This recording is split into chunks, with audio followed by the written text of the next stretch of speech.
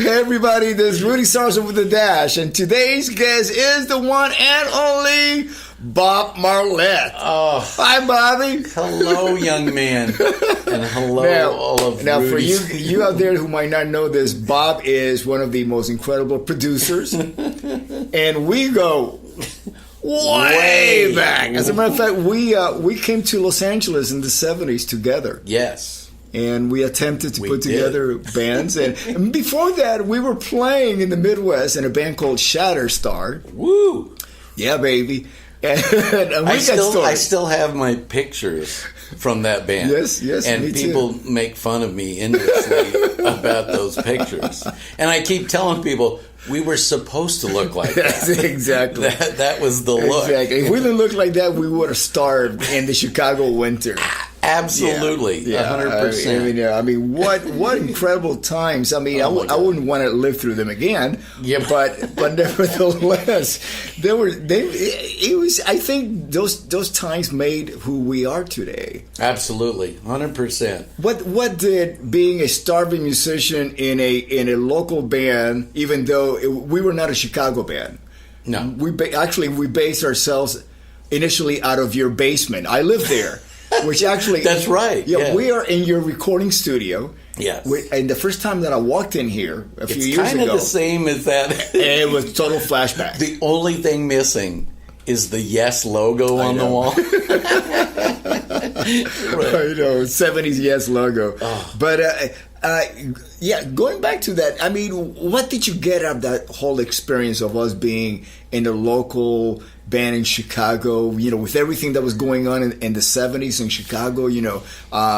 Cheap Trick had just been signed, and there was some kind of buzz going on in the industry, even though we had to play cover material, but once in a while we would sneak in our original stuff. We would sneak in our originals, and then the audience would just stand there and look at us until we played again, or go to the bathroom or get a drink, and then we go back to covers, and then okay, cool. Yeah.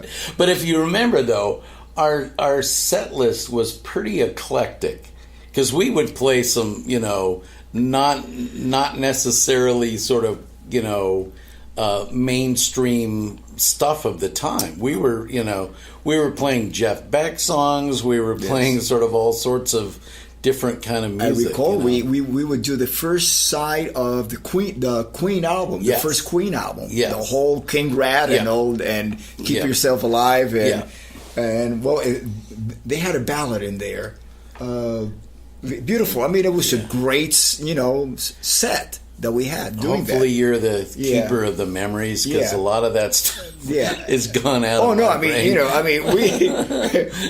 when we set out to hit the road, I mean, it was like the band and I think one crew guy that only lasted for a week. I remember that guy. That guy. Right. Yeah, that guy. Which meant that there was more room in the van. Which actually turned... The only downside is we had to carry more stuff. And as I recall, when we were playing in the middle of Chicago, I mean, Rush Street, there was like Mothers and Rush Up and all that. Yeah.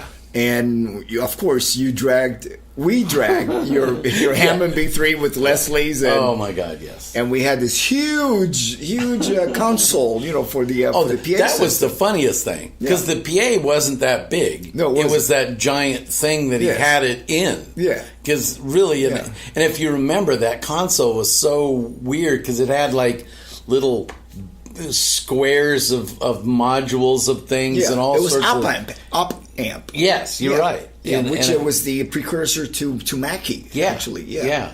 But it's so funny how that and remember those giant horns, the giant black horns that were, and because it was like the 15-inch, Voice of the Theater. Yeah. Voice of the Theater, but then it had that weird kind of, back I don't in even the day, remember. Clubs. Was it Heil or I forget who made that, because it wasn't. I don't think it was.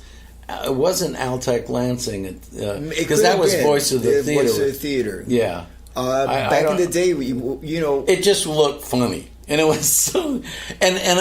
But remember, back in the day, we didn't have anything wireless. Yeah. So we never knew. We could never walk out front and listen to front of house. We just had to take for granted. And every night as a keyboard player, because you're at the mercy of the front of house guy. I remember that. I would turn my bass up until I see people in the audience put their fingers in their ear. And I say, okay, I've reached the threshold. Right, I'm exactly. going to pull it back a little bit.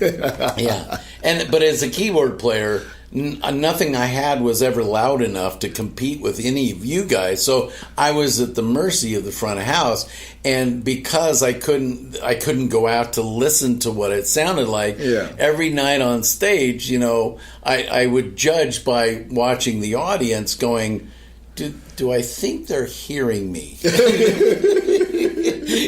So that's why my stage show became so big, because I figured if they couldn't hear me, at least they're going to see me. They're going to see you. Yes. And it was a sight to behold. Yeah. Oh my God. And even though we became based out of Chicago, I mean, we played the whole area from Michigan. I remember at one time, but there was a lot of psychological warfare. Well, I mean, even within ourselves. Absolutely. They were like let's say, if we would drive up to a show, because we had an agent, of course, that were like book us gigs. I mean, bars, and there was a circuit, kind of like the Michigan, Wisconsin, Michigan, Illinois, and Indiana, sort of, and then Iowa thrown in, in there. And we never knew what it was that we were getting booked. We just were given an address, and we just show up. Yeah. And a lot of times the gig was so bad that I would take on an alternate ego character. No, I remember that. Spike. Yeah, Spike. I remember Spike. It was like, oh my God, Spike's here. And the only way that I could deal with it, I would put my hair inside, kind of like those cabbie hats, caps. Sure. And you wore your hair up, and then you had that jumpsuit, the sweatsuit kind of thing, and oh God, Spike's and here. It was then I became Spike, and I could deal with it until we got out of that gig, went to another gig, and it was touch and go. I mean, Spike could show up at any moment. Right.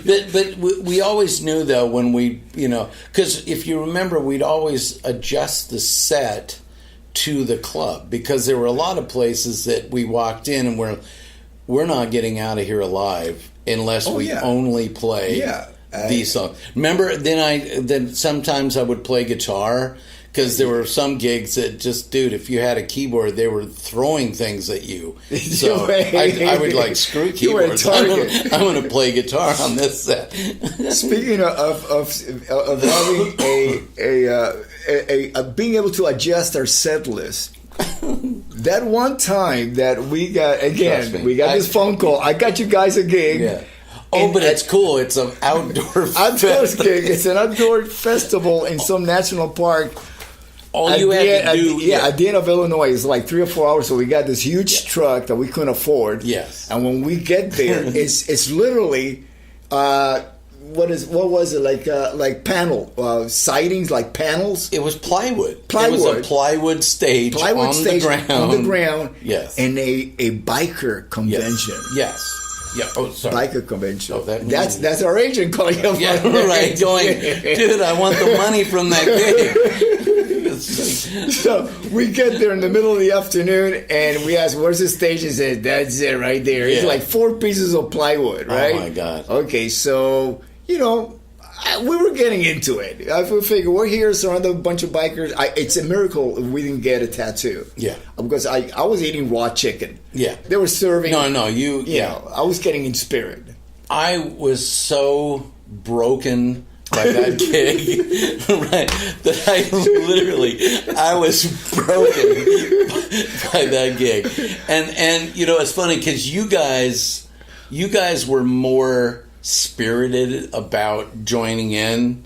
I was like, is this a G-rated podcast or a?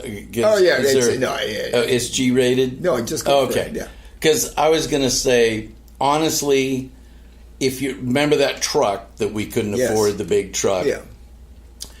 All I did was I went and sat in the fucking truck and I didn't come out. And it's like, and all I remember, the thing that I remember more than anything is the band before us wouldn't get off the stage. Yeah. Do you remember? The boys from Illinois. Yes. And they wouldn't get off the plywood. Yeah. They wouldn't get off the plywood. Yeah. And they were taking forever. And remember that guy that came up to us? And remember what he said? If you don't get your stuff up there right now, they're probably going to come up and beat the shit out of you. Yes. And I'm like, I'm in hell. An incentive. It was definitely an incentive to set up really quickly. But one thing I must also add is that it's a whole different experience showing up at a biker convention in the afternoon when, early afternoon. They're kind of like still not, they're just on their first 6-pack of beer. Right. Yeah. And... it's like hey bro. Yeah, it was all good and love in the front. It was almost like Woodstock, and then it quickly turned into where the Stones played and there was a stabbing going on. Right. Altamont. Yeah.